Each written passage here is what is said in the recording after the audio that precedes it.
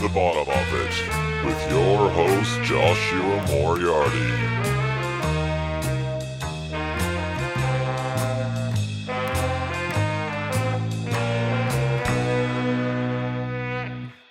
Hello, welcome back to the bottom of it with me, your host, Joshua Moriarty, episode 50. Wow, not a bad effort at all. I made it this far.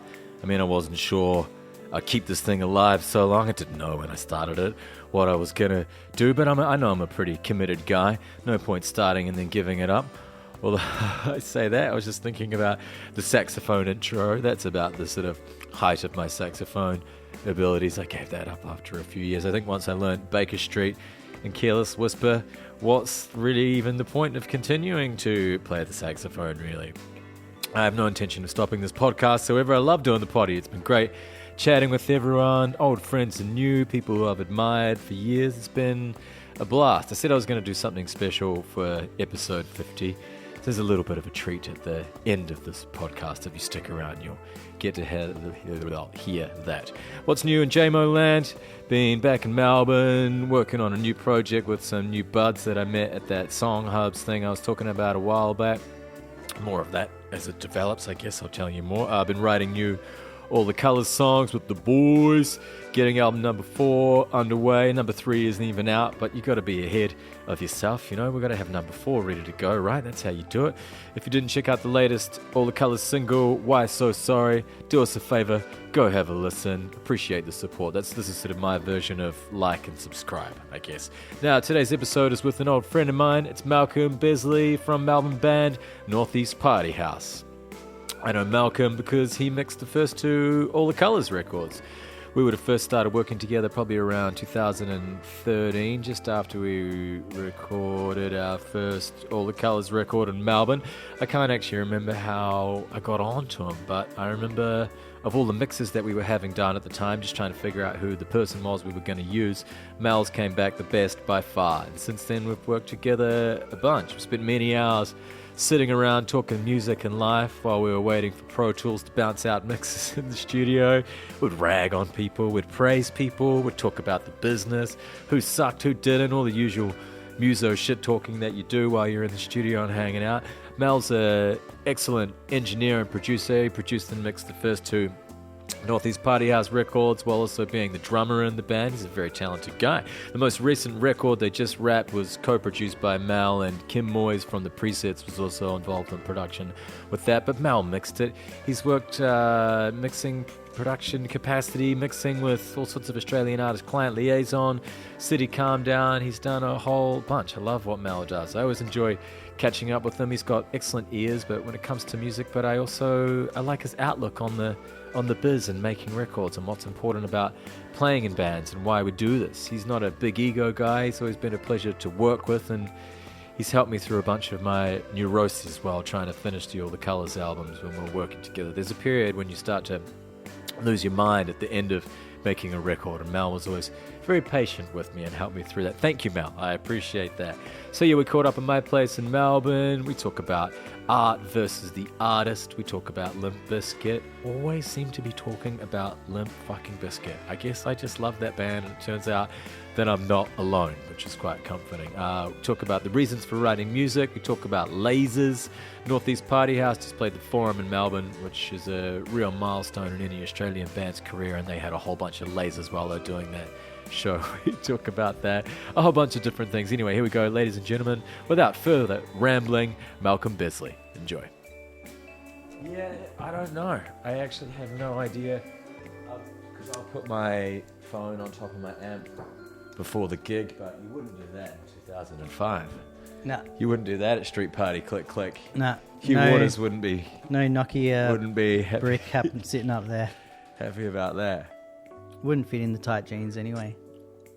How tight are your jeans now? They've loosened up, eh? Have you, thinking about trend and how quickly it would all move and everything, do you feel like you settled on a way that you wear your clothes now, or that it's still ever changing? I've heard that the way you dress at 28 is the way you dress for the rest of your life. So you're done. No, I'm not. No, I haven't definitely not settled I mean, it's my mission to basically every 3 years look back and go, oh my God, I cannot believe I was wearing that.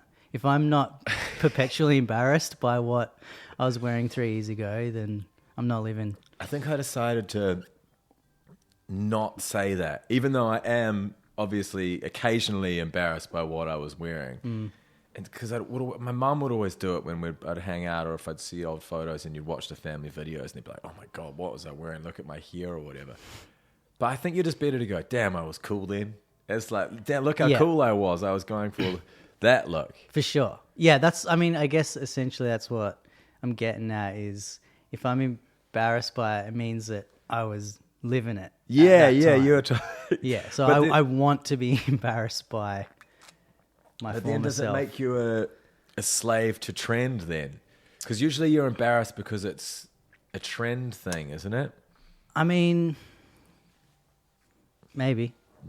But I'm very like, maybe not so much now, but I was definitely very antagonistic and would intentionally not follow a trend. Yeah, okay. Yeah, and that's something I've looked at and been like, what the hell was I What wearing? was I going for? I should definitely have just followed the trend. Does that go into the production and music and recording then as well?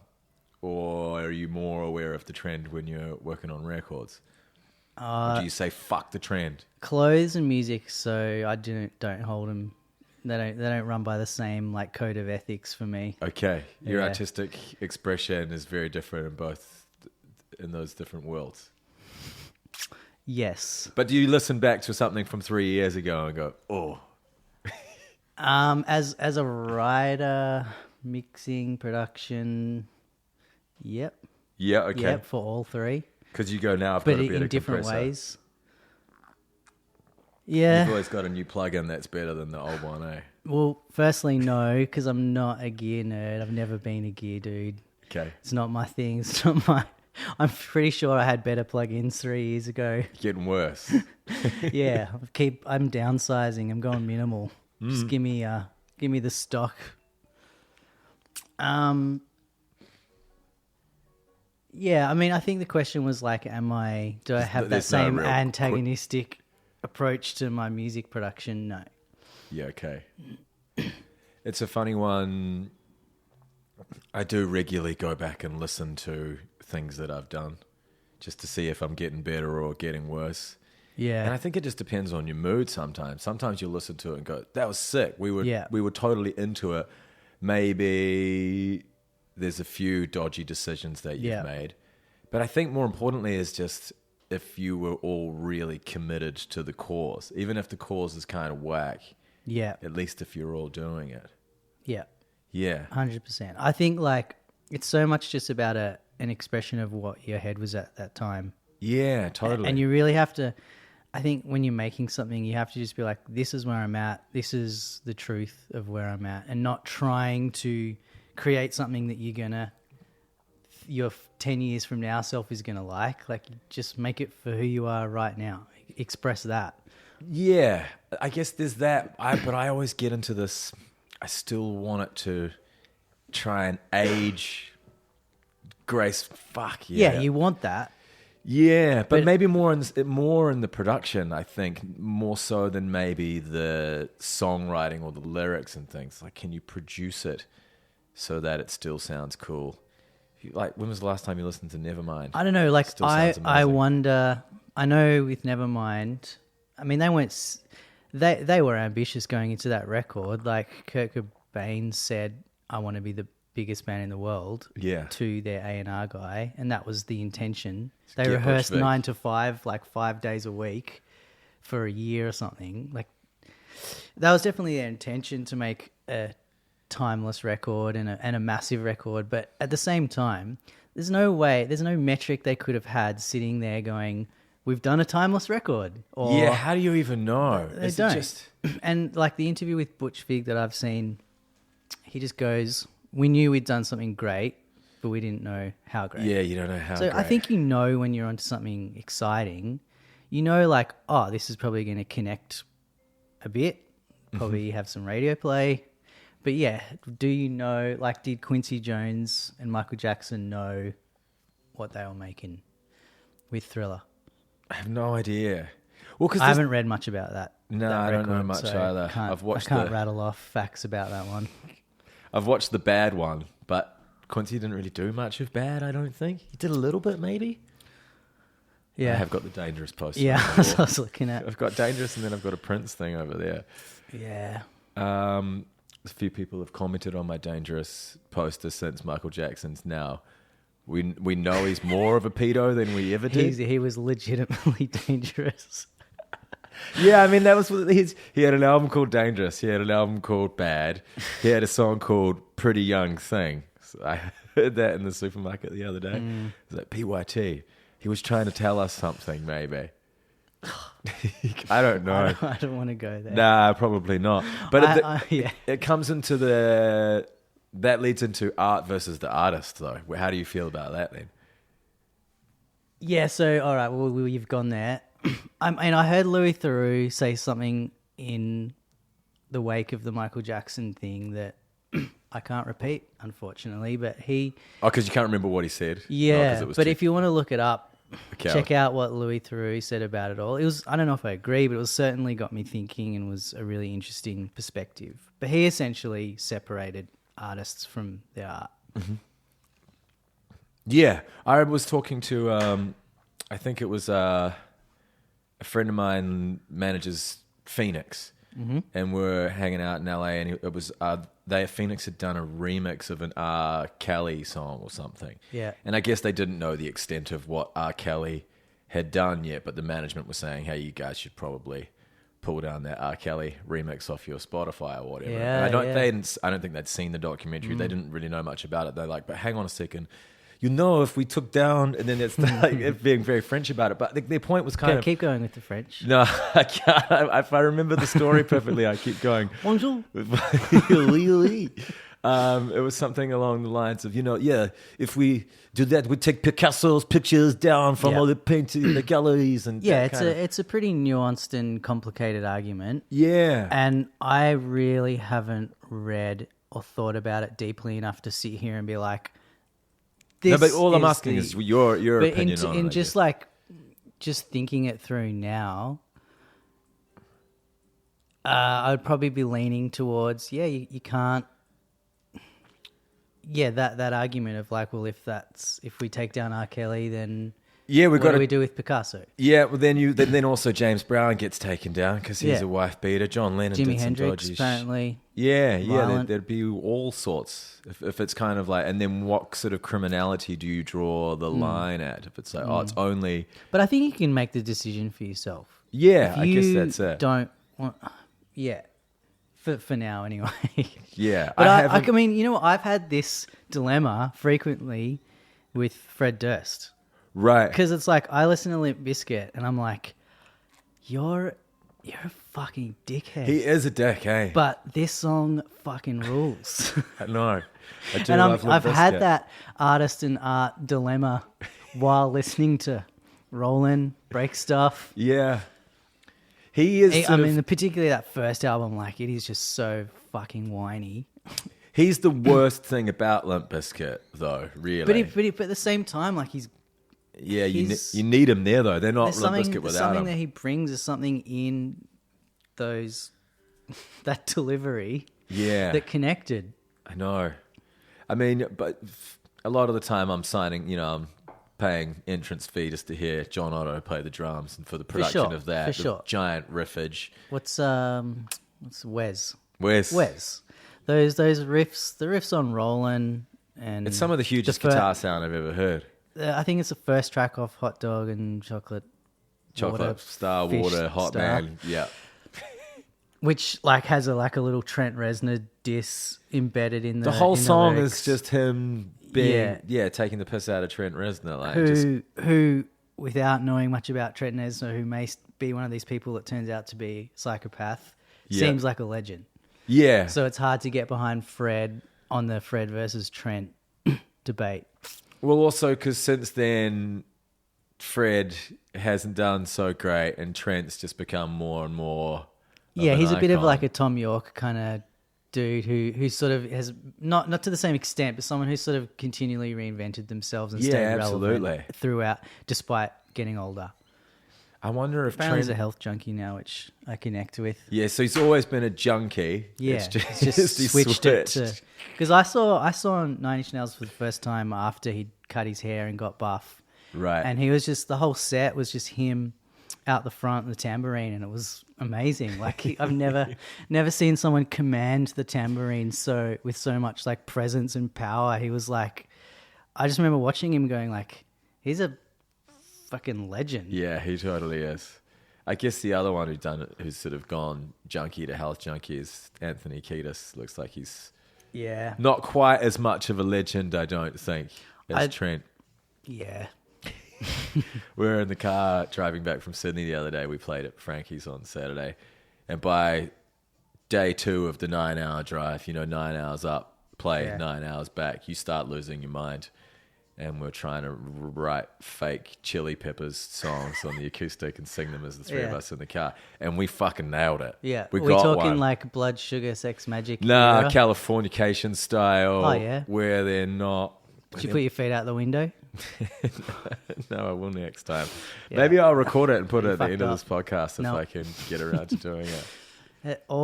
Any road trip Chili Peppers song has to be written with feet out the window. You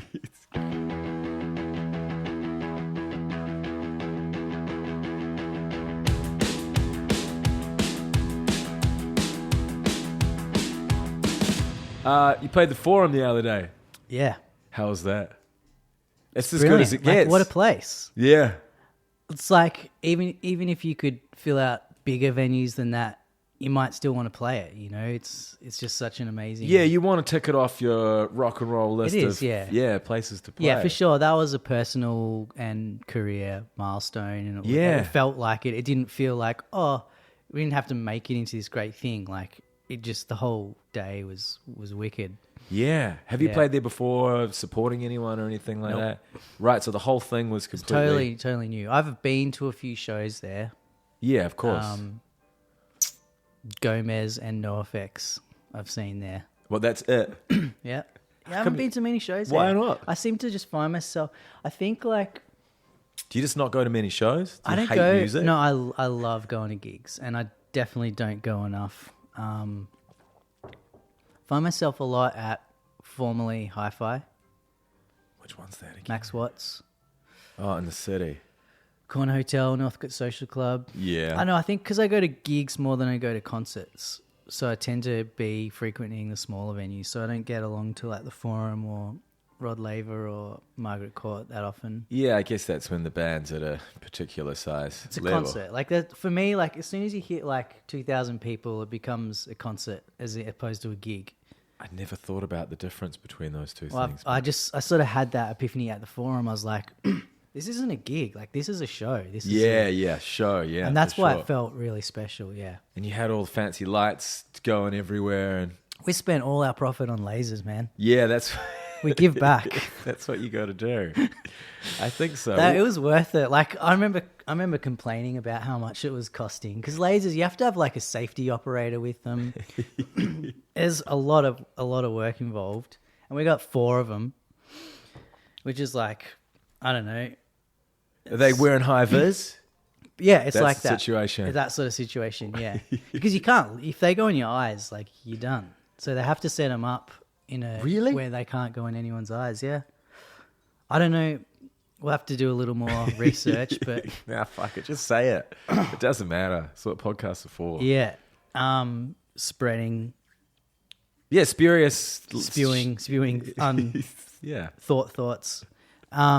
Anyway, we spent big on lasers, and I was having a whinge. And as soon as we saw him in soundcheck, I was like, "Yeah, fuck yes, yeah, you did it." How long do you ride the high of that until you go, now we've got to go bigger? True. Yeah, it's so quick, isn't it? Like, I remember, because I'd been in bands for a long time before I joined Northeast. And the first time we played to like 300 people, I was just like, mine was blown. Yeah. And like, because it had been like years. And I remember thinking like, oh, I'm just going to be so grateful for this. And like I was already complaining, or like I was already like looking for the next thing within like a few months of that for sure. Yeah. And so, yeah, I don't know how long it'll last. Are you all like that in the band? You all want to keep pushing harder and harder to be... Are you going to be... like, it's funny because I'm probably the least in the band like that, probably because I did spend so long in bands that went nowhere, whereas the other guys this is their first thing. Yeah, and they think that that's actually how it is all of the time. I think sometimes there was a time when they did think that for sure. Like Zach, because Zach was super young. He was still in high school, I think, when it was kicking off or just freshly out. And I remember we have like the second or third show they played, because they sold out their first ever gig. Right. And first thing they uploaded, like One Unearthed, they played the festival. Right, they were straight into it. Yeah, Well, I mean, and then, the rest of the band story is actually a much longer. It was like a little blip, and then it took a long time to really get going. But the singer at like their second show was yelling and getting really cross because no one was dancing, and he hadn't ever played to a room that wasn't like dancing and gone off. He couldn't. What's couldn't going on understand here? it. Yeah, he was You should be he's like, dancing. I think he said something to the crowd like, "What the fuck are you doing?" As if the expectation was that people would dance. Yeah. Not sort of aware that it's actually very, very rare. Yeah, it's not for it's people not to dance at a such show. a blessing necessarily having those SoundCloud song blow up situation Nah. where you're suddenly huge out of nowhere. Nah. Because really it can only a lot of the time just go downhill from there, and then people go mental. Yeah, I wonder what it's like being like someone who just blew up off a track. Like what kind of pressure is involved. Yeah, exactly. I guess when we're younger, especially when you haven't really developed your craft at all, and you're like, I didn't even know if I can do that again. Yeah, exactly. Like, or going the other extreme and like just believing you're a wizard, and then burning out. Yeah, and then no one else believing you're a wizard. The Yeah. more songs that you put out, though, Yeah. they just sort of move on. That definitely for me was never how I fantasized about being a rock star. I never imagined being like an overnight. I really liked that idea of 4 best buds, bigger each album, on the road, on your way up, like getting Of course. like that's how I always imagined the process would be. How long have you guys been a band for now? 10 years or something? Nah, not that long. Not but quite? Close. Yeah, Close. close.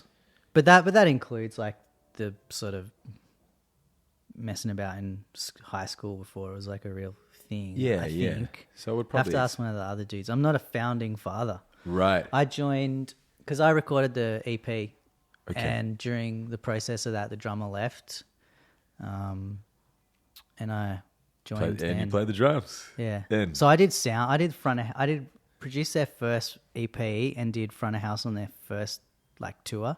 Mm-hmm. So it's kind of cool seeing it from that side and then joining the band. You're like Josh Klinghoffer and the Chili Peppers. What's his story? He was just John Frusciante's guitar tech. And then John Frusciante left, and then they went, "Oh, do you want to be the guitar player now?" And now he's the guitar player. That's how you do it. Be the guitar tech. There's a few guitar techs turned. Yeah, wasn't that guy from Perfect Circle, Jimmy Howardell or whatever, the guitar tech for... I can't even remember. He was... There's got to be more because that's not who I was thinking of. That's cool. Just hang around. Be a guitar tech. There Yeah. you go. Make money while you... Usually they essentially- can't really play guitars that well, though. Haven't you noticed a lot? There's not any tech guys out there. I'm not specifically I find having a go at you, but- musicians, I find successful musicians can't really play the guitar that well, and all the sick guitarists are just working in guitar shops or have like It's a job true. as like a financial planner, and they just come home in the weekend and can play like all of Dragon Forces. Yeah, Yeah. especially indie guitarists, they're the worst. They are the worst. Yeah, they never bothered. They were just at the club and their mate started a They band. don't. Yeah, it's like it's just like the reasons they're drawn to being in a band are just different. I guess it's not that they don't care about. What was the reason that drew you to being in bands then? Yeah, like initially Bizkit. in high school, it's like to give yourself some social currency, right? Yes. Yeah. And then, as I've got older, it's just changed. And that's what's so interesting about it. Like, even though now I've completely dropped all the sort of narcissistic reasons I wanted to do it, it still offers so much. Mm-hmm. Do you think you had those? That's a funny one, the narcissistic reasons. It's a strong word. Yeah. I triggered you there. It's a strong word. Just like things that are about like massaging the ego, like people screaming at you walking out onto a stage. Like that is very appealing when you're 15. Yeah, but I don't think... Or people like going like, oh, he's a sick drummer. Like that is appealing when I was 15, like having that sort of, that level of respect and people wanting to be liked, essentially. Yeah, I guess that is a part of it. Yeah, like I said, social currency, like just things that give you value. Like if you're in a band that's doing well, gives you value as a person and people want to interact with you. Mm-hmm. So it's less about that now. And it's more about connecting with people through music and actually having like putting things that are meaningful into the world instead of just junk. Yeah, absolutely. Yeah, and just doing something that actually makes the world more enjoyable to live in. Is that sort of an ethic for you when you're creating and making things? You want to create something good to put out there? Like you have to play the game a little, right? Like you do sometimes. You just, all right, this song, we need one song that goes for 3 minutes. They can't all be 35 minutes. You know, sitting on. They can't all be like doom masterpieces. But yeah. Do you admire those people who do that though? I understand there's a time and a place for sort of tailoring your music to a market, but for 99% of the time, yeah, it's just about creating something that you want to listen to and you want to give back. It's a way of like just connecting with people and giving. Yeah, it is sort of making what you want to hear a lot of the time, isn't it? I mean, for me, that's how I write. I can't sit down and go, what's good music or what do people want to hear? Yeah. I just have to sit down and go, well, what music do I want to hear that I'm not finding? It's sort of writing the stuff that I'm yearning for that I'm not finding. Yeah, of course. And so I'm actually like psyched to write some more stuff now because I've really got a clear idea of what I want to write. Just for me. Just for you? So they're not with Northeast Party House? But I think the best way to do it for the moment for me is just to write what I want to write and look at what ties into that world and then run it past them and see if anyone's into it. Yeah, sure. Because there's 6 of you. Yeah. I remember talking to Dan Mack once about... I think we're talking about Split Ends. He's like, fuck, there's 6 of those guys. That's 12 testicles. It's like, that's a lot of energy. It's a lot of spunk. It's a lot of man. It must get... I'm picturing 12 testicles right now, all lined up next to each other. 12 testicles if all has gone smoothly for the most. But it could be 11. I don't know what's happened in your band. What a skiing accident. Yeah, exactly. But that's a lot of creative energy and juice coming at it. How do you guys kind of work that out? I will no doubt piss someone off in the band however I answer this. Great. Well, I also said, I had it written down here, who's the biggest prick? You can tell me. I promise I won't tell anybody. It just depends on... I mean, everyone's been the biggest prick at one point, right? Okay, yeah, I think maybe so. not Ollie. I'm not sure if he's been the biggest. There's one who's the nice guy usually. Yeah, I mean, Ollie would be that. I mean, one of the reasons because we didn't have a bass player and we didn't really need one, but Ollie was playing bass for us and it was like, he's just so good at being a sort of rational head around us. Yeah, and so that was definitely like an incentive to turn a 5-piece into a 6-piece, even though it meant, adding another. Like we saw it as actually someone who could help unify us a bit more. So he's not the biggest prick, but everyone else has had their moment in the sun. But it's all... But I dodged your actual question.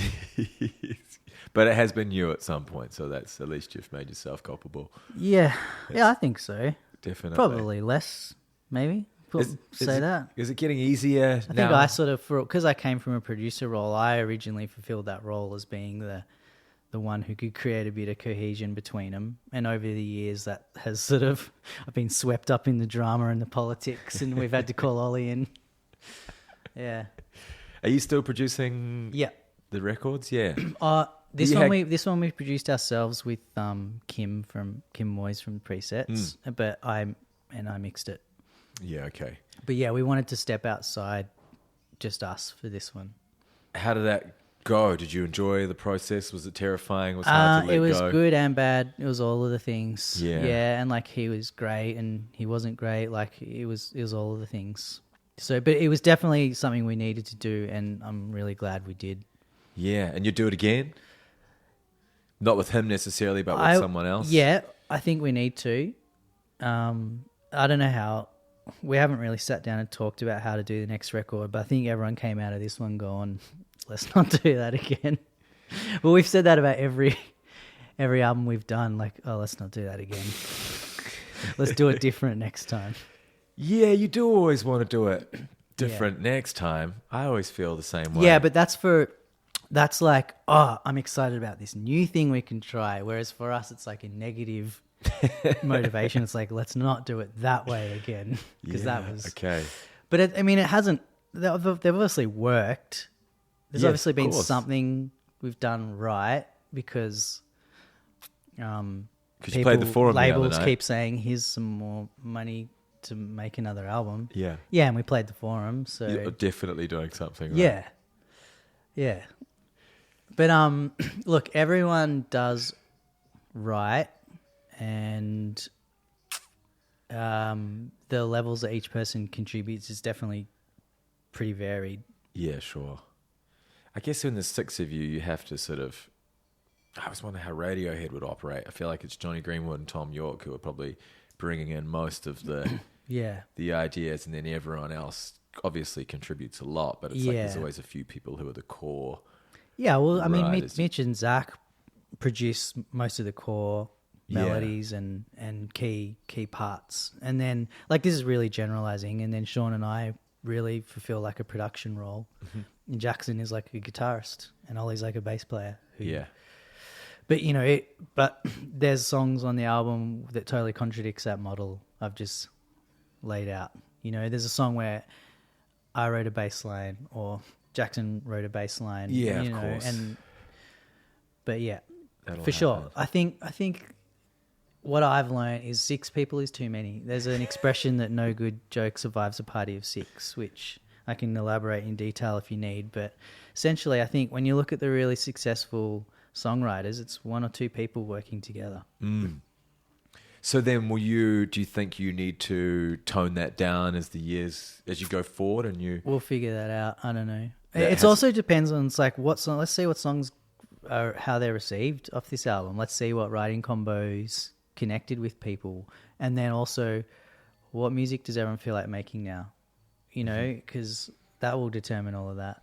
Someone's always... We'll have like a 7-hour chat about that soon and walk out and everyone will have mentally quit the band.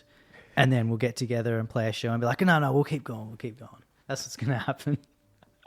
So you're a band like all bands. Yeah, we're shit like everyone. Oh no, we're just human. You're just human. We're just people. You're fallible Yeah, like everybody. yeah.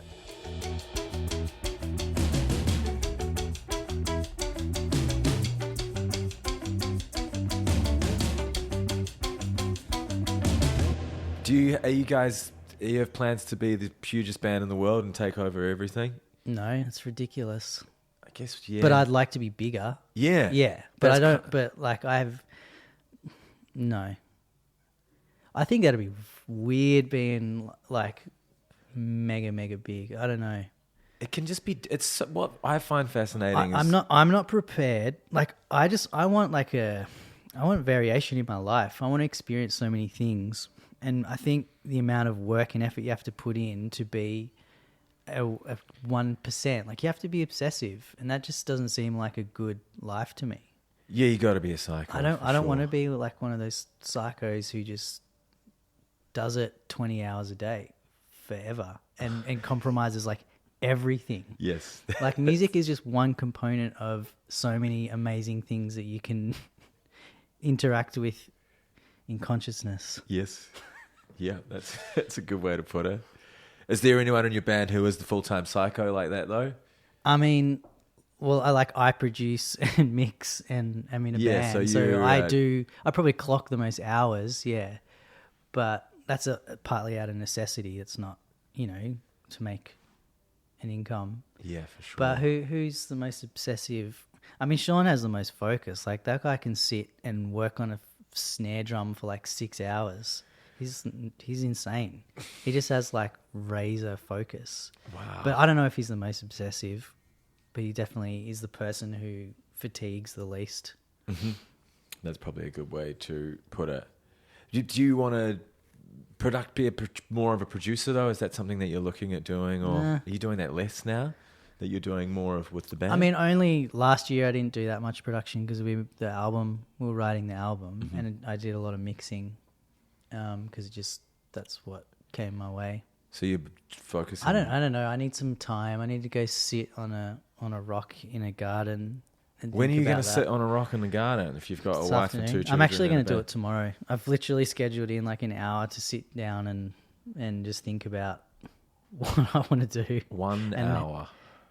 Yeah, I don't just start it off. Like, it's too much pressure to like try and plan my entire being in. 1 hour's good start. Yeah, Do you play golf or something? You have a hobby that you can go and... Nah, the band is the hobby.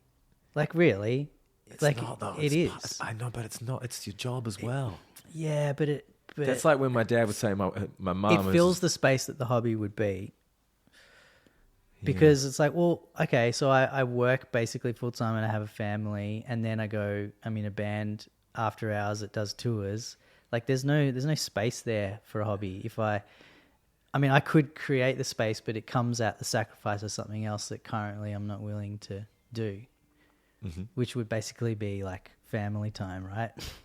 I guess, yeah, I think sometimes the playing of the shows is maybe the hobby. It feels like playing gigs are the hobby. Yeah, is the fun part. Well, yeah, if you say a hobby is something that's fun, yeah, that's If that's the definition we're going with, then yeah, the gigs is the hobby, and it is, and it's it's a big part of my social life too. Absolutely, it gets you out there, doesn't it? Yeah. If I wasn't in a band, or I don't really know what I would do. It's kind of interesting, I guess. Like a few years ago, it felt like all my friends were having sick times, and I couldn't go because I was playing shows or doing band stuff. And now my friends are a bit older; they never go out. But they don't get to go out and have a still sick going time because I still get to be 15 every now and then. Yeah. It's great when the tour comes through and you haven't done anything for a while, and you go, oh yeah, we're sweet. We get to go out, see our friends in that part of the world or that city or that country, whatever it's going to be, and just get to... Yeah, you've got international ties. But you guys have been doing some stuff. We've dabbled. Dabbled, There's a vibe in London and New York, I guess. Do you go and do that? What's the sort of plan? Do you get to go and do that more, or are you just focused here for a while? I mean, I think with this album, we will do an international release, which we haven't done before. Okay. And we'll probably head over, I don't know. We haven't even had this conversation formally with like the label, but I assume if we're doing an international release, there'll be an international tour next year, which will, and then we'll see where we're at. See if if it's linking up. Yeah, you don't have that much control sometimes, do you? It's just... We have control in that we can sit down and go, do we want to try and push this album overseas? Yes. Okay, how do we do that? Which we've done. And said, it's the sort of connection that you don't have control over, I suppose, in certain markets. Yeah.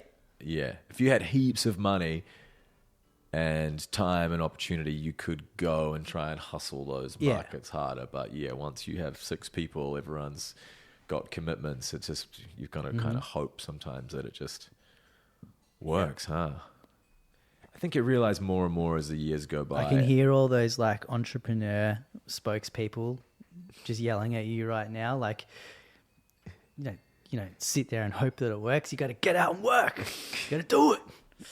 I know, but there's so much work to be done already. What you're just talking about, you've got to mix, produce, write the records, go on tour, and then spend time with your family. How much more time do you have to entrepreneur that shit into existence? Yeah, well, that's why it's all about, what are your priorities?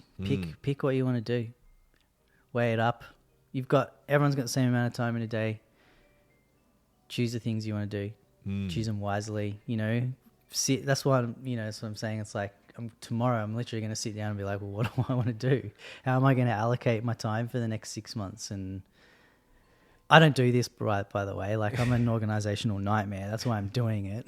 Because I've just hit a point in my life where I'm like, need to sort your shit out. So I think children really throws the spanner at people as well, and they just... Well, they're like, what's the word? They're like a catalyst. They just sort of set in motion a need to act immediately, and they sort of determine what you're made of in a way. It's like, or they'll help you quickly get to what your values are, because they really put the pressure on you to make decisions when you're responsible for another life. Yeah, I haven't. Which took a few years for that to really sink in for me. Well, I guess they just... It wasn't like I had a baby and was like, oh my God, I'm responsible for a life. It's like this sort of slow, for me. I know some people hold a child and look at it and everything changes in that moment. Yeah, that makes sense.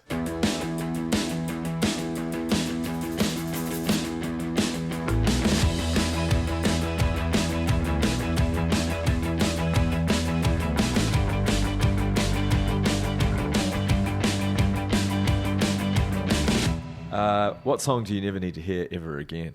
Oh, I heard it at the gym like 2 days ago. So it was like, I think it was the vocal from the Cardigans, Loveful, like just sort of put over. It sounded like one of those, like there's that plug-in Splice, which is just full of loops. People use it to write with. Plug-in software, I don't know. Anyway, it just sounded like everything. We're talking about integrity before, or like wanting to put things out there that are value. It sounded like the song a computer had made. It was just random loops all mashed together with this vocal they chucked over the top. Who's they? I don't know. I do this thing called hate Shazamming, where if I hear a song that I hate so much, I Shazam it so I can know what this song is. Yeah, I do the same thing. But then it turned out apparently Shazam contributes to the charts. It does. That's why not you have fair. to do. That's why in this case, it was one of the reasons I didn't do it. The other reason was I was just But busy you need to enjoying know my who life. to avoid.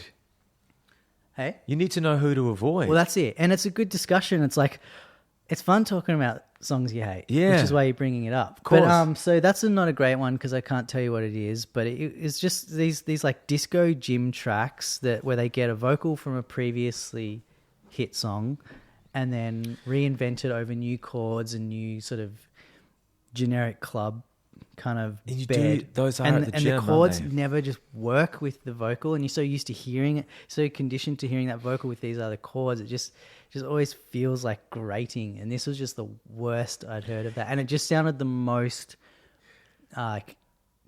contrived and disingenuous, if that's the right word. That is completely the right word. Yeah. So and just like that lack of integrity, and that, like, I heard it and I was like, who, like, this wasn't made to give something to people. This wasn't made for someone to like express their experience as a human on Earth. It was like, this was made for like numbers or, To make like it Spotify plays. And to maybe that's what it felt like.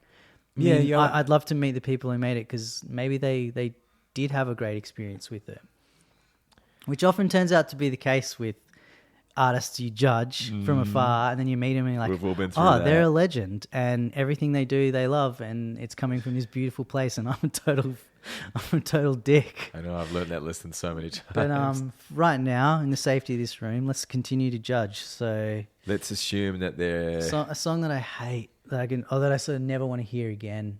Wonderwall's getting up there. I still like it. Yeah. Interesting. In fact, I think I've just started to like it. I think I sort of missed it at the time, and now I'm like, this is a track. Okay. I thought I'm not going to take that back necessarily, but I thought I felt that way about it. And then I heard it yesterday and I went, there's still something in there that I'm not completely finished with it yet. Yeah. But there's a few that it's like the chewing gum that has no flavor left. Yeah. And maybe you've got to just throw it out. I mean, Living on a Prayer was the one that I always bring up. Yeah. My oldest, he loves Bon Jovi, and we listen to like Living on a Prayer like 3-4 times a day for for a while. Wow. And So it's connecting but with I children. didn't get sick of it because I just found myself like investigating it and like listening to the components, and I basically studied "Living on a Prayer" for like a month while he was listening to it, and just really like I could do like a production walkthrough of that track. And yeah, for me, I never got sick of it. In the same way that like if I'm working on my own song, you can listen to it for like if I can enter that headspace with a song where I can turn on my like analytical production is. Yeah, I can endure it. And I love that song.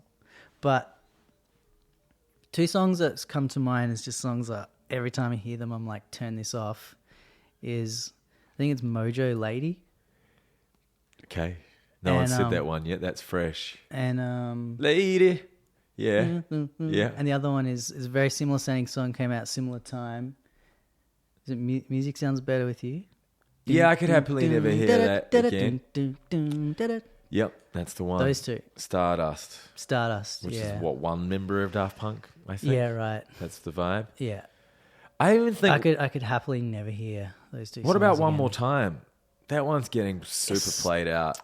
When the DJ drops One More Time and throws his hands in the air like he's just done something brilliant. Like, dude, you just did what every other cunt's done a million times before. Yeah, I don't think I've ever been anywhere that has played that. Like Really? Yeah, I don't know, mate. I'm not. Maybe it's where are you hearing it? It's Miami Horror when we go to festivals and Yeah, gigs and that's things. where I you're guess. hearing it. We're in clubs. Yeah. Occasionally. Yeah, because you do DJ sets, right? So you're in that environment a bit. I guess so. Yeah, probably. I don't do any more. of the DJ stuff in the band, so I'm not around that as much. Yeah, so it hasn't really been a song that I've been that highly exposed to. Yeah. I do remember at the time it got smashed when it was released. Yeah. But I was too deep into other worlds I just wasn't paying attention to it like Wonderwall. Yeah. But yeah, those two that I said, like at the time, couldn't stand them. They were everywhere. They went through like a revival recently. Yeah, they've been retrending maybe. Yeah. It's never going to stop. Mm. This is kind of off topic, but an ambition of mine I've realized recently is to, by the end of my life, have created one song that becomes part of musical canon, you know? So something like that, like those ones. Mm-hmm. Maybe it's Living on a Prayer or, yeah, you know. It'd be nice to have the most hated song by someone on a podcast somewhere. Yeah. Something that you've made a song that's gone out there and done something. It's a way of hopefully a good some one. sort of immortality. Yes. Some sort of relevance. I'm more to like a good one. Like, can it be a good one? It'd be better if it was good. Yeah, I'd rather it was a good one. Yeah. Just one. Like yeah. Because I feel like a lot of the artists eventually get distilled down into one song, don't they? It's interesting when you go to Spotify and you look at the big artists and you go, oh, that's the one song that's become their smash, even though they've got heaps of hits. Yeah. It sort of boils down to one. Yeah. Elton John's trending hard again at the moment because of Rocketman. Yeah. Did you Rocketman? Nice. Did you see it? Did you watch it? No. Did you see? I don't really. That's the thing. Like, I don't get that interested in music outside of making it. Like, I never watch music docos, or I sort of do occasionally to when I need to learn something. If I feel like there's something in my repertoire that's lacking, I'm like, I need to educate myself. I'll track stuff down. But so yeah, I haven't had any urge to see that or Bohemian Rhapsody, and I always find they never give me the information I want. I want the really nuanced, like technical nerd stuff. Yeah, like, of course. and you always just get the like sort of glamorous, like big overview in those films. You never get actually inside how a song is made or how an artist gets where they're going. You just get a story about their life. Yeah, and even the story about the song isn't actually really the song because it gets told so many times. Yeah. Like Paul McCartney, he's just got those stories so down about. Yeah. And then John came in and we pulled the piano alone. Says that actually. It's more of another type of performance. It's not actually the truth of how it probably happened. Exactly. I think sometimes the real story's probably not really that interesting. I was just fiddling around on a guitar for a while and then oh, I stumbled on some chords and then sang some stuff, and then that was it. Yeah, that's what annoys me about Song Exploder, which is that thing that apparently breaks. I mean, when you listen to them en masse, it's quite good, but when you listen to it individually, I get to the end of the episode, I'm like, okay, so you sat down and you were thinking about a loved one, and you came up with some chords, and then the song was finished. You know, like that's the explanation of the song. I guess it depends on the artist, though, isn't it? Of who's actually. Yeah, whereas some other people, like the Weezer one, that's what I said. En masse, it's actually a great podcast, but individually, they can be really frustrating. Yeah, sure. I think like Weezer, he's like, I have a spreadsheet, and I have a bunch of chords that I've pulled from songs I like, and I keep this spreadsheet of chords, and I assign them to moods. And you know, when I sit down, I think, okay, I want to write this type of song, and like he actually outlies. Whoa, I got to listen to that. Yeah, it's really interesting. But it's just very honest, and it's very much like, this is actually my process. Whereas I think a lot of artists like to, they either don't know what their process is, like they haven't examined it, and it is a sort of, it is how they tell it, or they want to come across as... Yeah, I think there's a little bit of that. Sort of like effortless artist.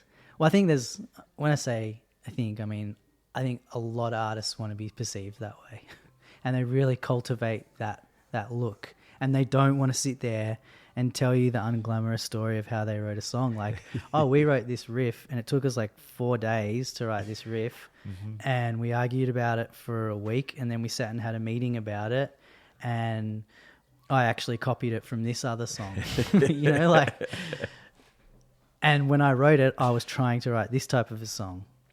You know, like, and I wanted, you know, like just that sort of. I love really the want honesty to hear that. if people will tell it. Yeah, but I think a lot of them are afraid. Yeah, I'm really keen on talking about that sort of stuff. But what's terrifying now is that you can't be as honest about where your chords or something came from, because if it becomes a smash, they take half your money.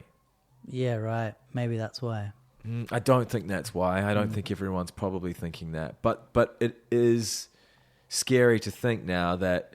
So what's his name? The redhead guy, Ed Sheeran. Yeah. One of his big songs from however many years ago, live he would play it, and then at the end of it, as a sort of medley, he would play "Let's Get It On" Marvin Gaye, because it was the same chords, and the melody would work over the top of it. Yep.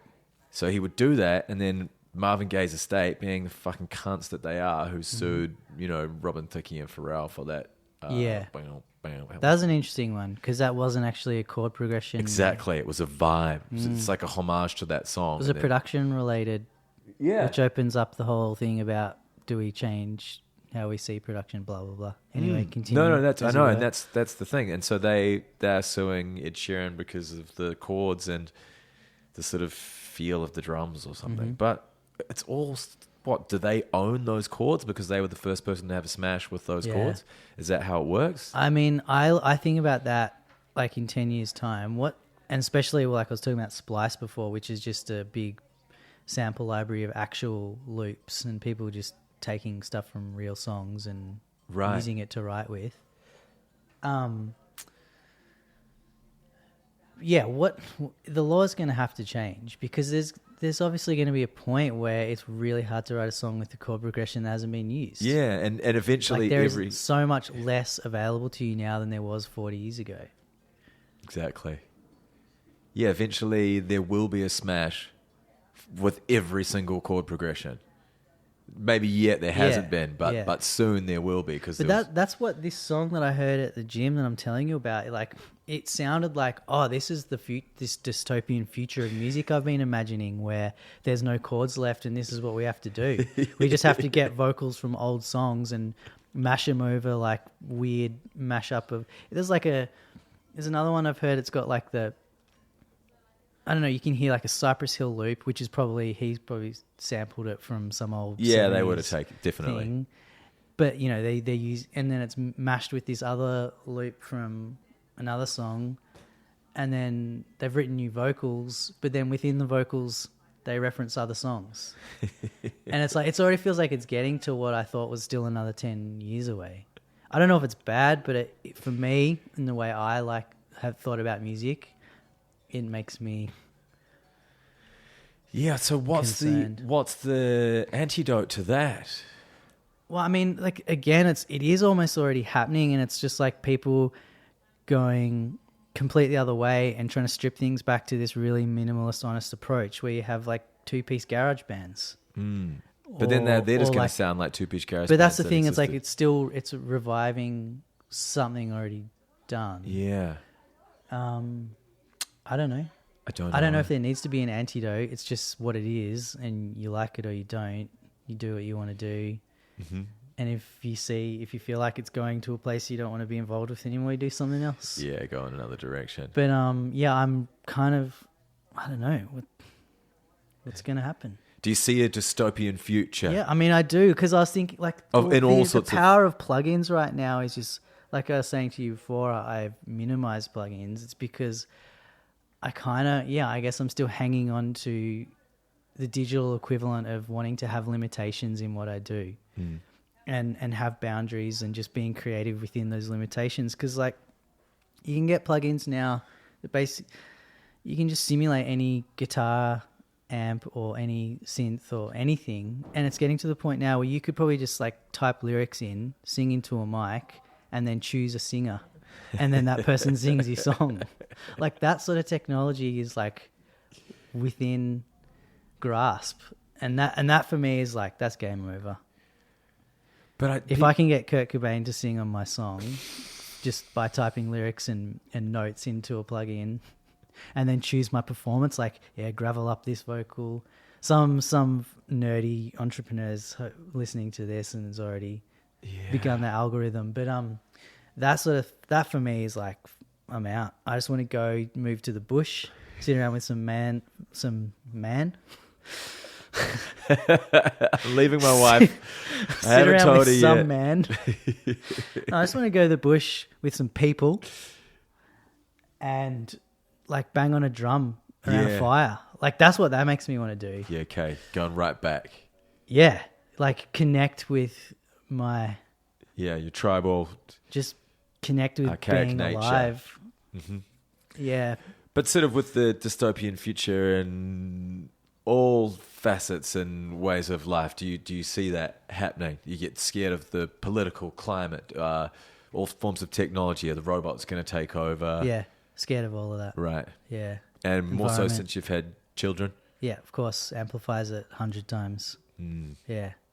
Yeah, because now I'm not just scared of what's happening in my lifetime, but the one after that and possibly the grandkids. That's the grandkids are fucked, eh? What I are don't they know. inheriting? I don't know. I don't know. Like, yeah. What do? You What do do you everything. do? You That's- do everything you can. And you don't... You ride your bike? You It's don't good. allow Outcome? yourself to be stressed by what you can't control. And the things you can control, you do your best to control them. That's quite... I ride my bike. Yeah, there you go. There's one thing.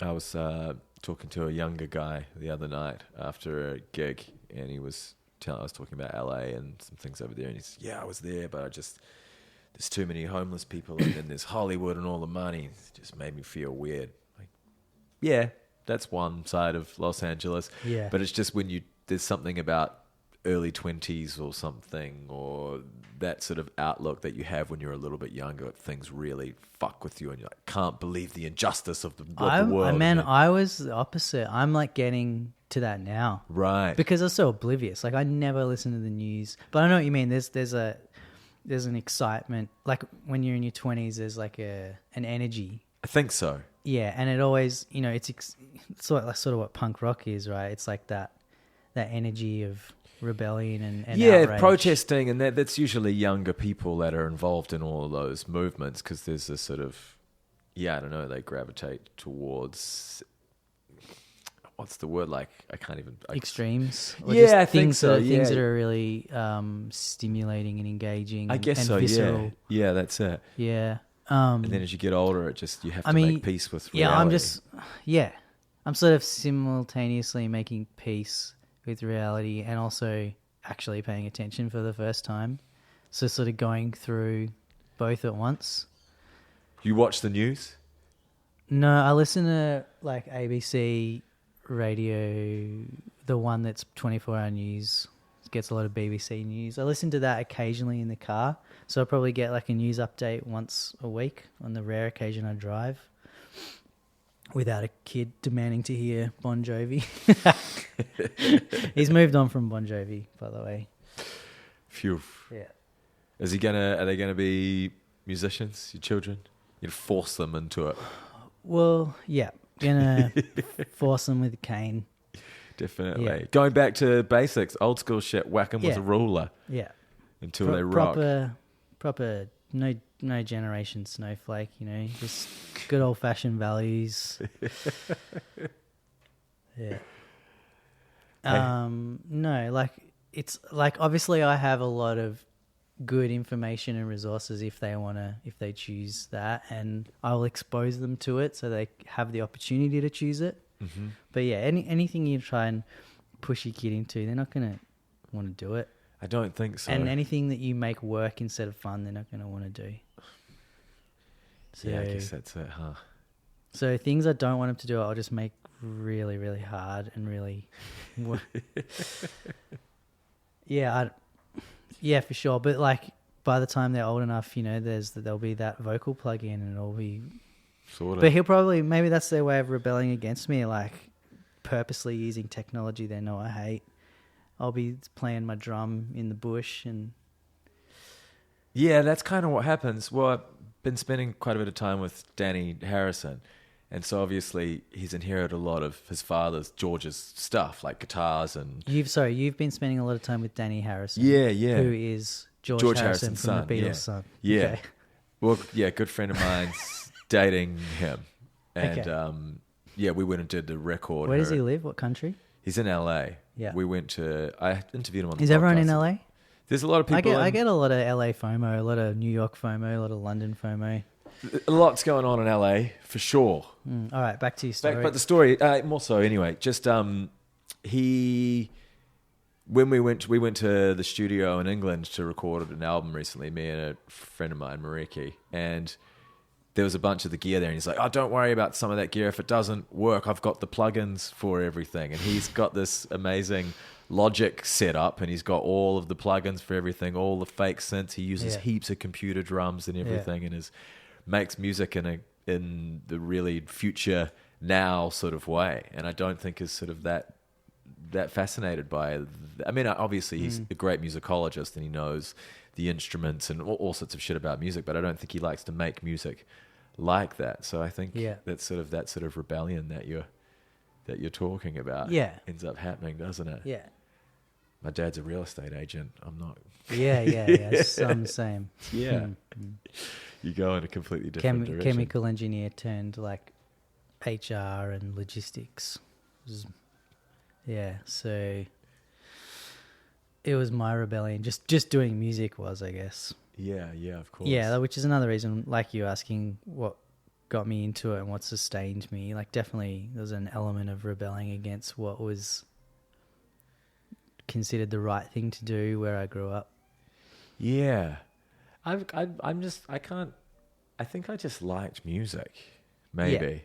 And it just because I really liked it, I just kept pursuing it. And that's why when you said I was triggered about the narcissism and all that, I think I just never thought of it in that way. Yeah. It was just actually something that I really, really became into and obsessed with. You feel like you had pretty, what's the word, like deep, you just had good motivations right from the start. Yeah, maybe. It never was about anything other than... of course I loved music. Like that's why I chose music and not sport or some other thing that could have given me that same... Yeah.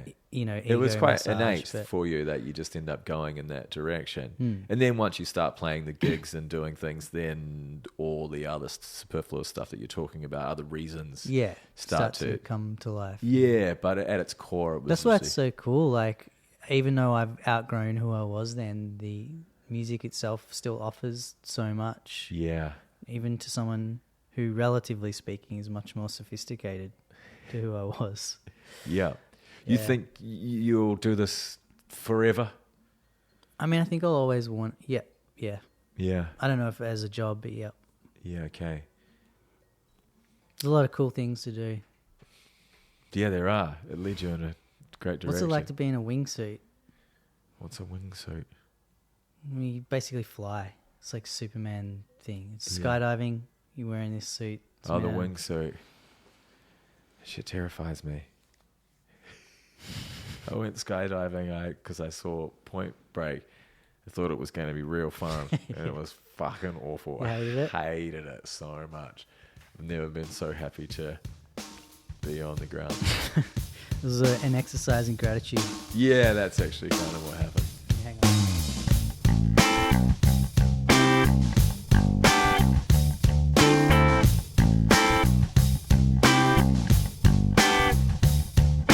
Take another pinger, put it up your stinger, let the phone ringer, a ding-a-ling-a-linger. Cooking up a turkey, it's some chicken jerky, whooped out turkey, coffee getting murky. Ding-dong, diggity-dong, ding-dinger, ding-a-long, ding-a-dong, give it away now. Ding-dong, ding-a-dong, ding-ding-a-dong, ding-dong, dong-a-day-dong. Hey, oh, California lady, hey, oh, California, blood sugar baby, hey, oh, California lady, hey, oh, California, blood sugar baby, funky skunky babies looking frumpy, Humpty Dumpty thighs are getting chunky. When I was a monkey, fucked the monkey junkie, honky tonky sitting on a donkey. Ding dong, dingly dong, scar tissue, ding dang dong, suck my kiss. Long ding dong, ding dong down. All the Alabama babies singing now, sing hey oh, California lady, hey oh, California, blood sugar baby, hey oh, California lady, hey oh, California, sing along, ding along.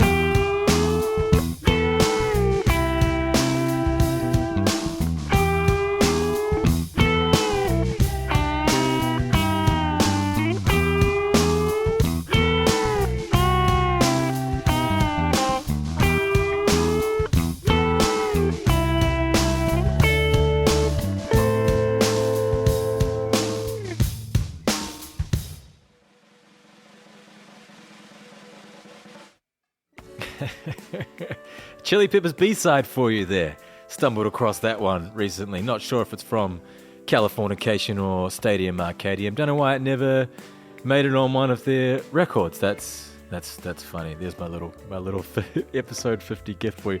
Hey, thanks a lot, Malcolm. Always good to hang and have a chat. We ended up talking for another few hours once the mics were off. Hadn't had a proper hang in years without sort of mixing or business sort of being in the way. Usually we're in the studio, so we got work to do. So it was good to actually just get to lazily talk shit together. I really like Malcolm. He's got the right attitude when it comes to music, I think. Check out the new Northeast Party House single, Magnify, that came out recently. That's the first single off their new record.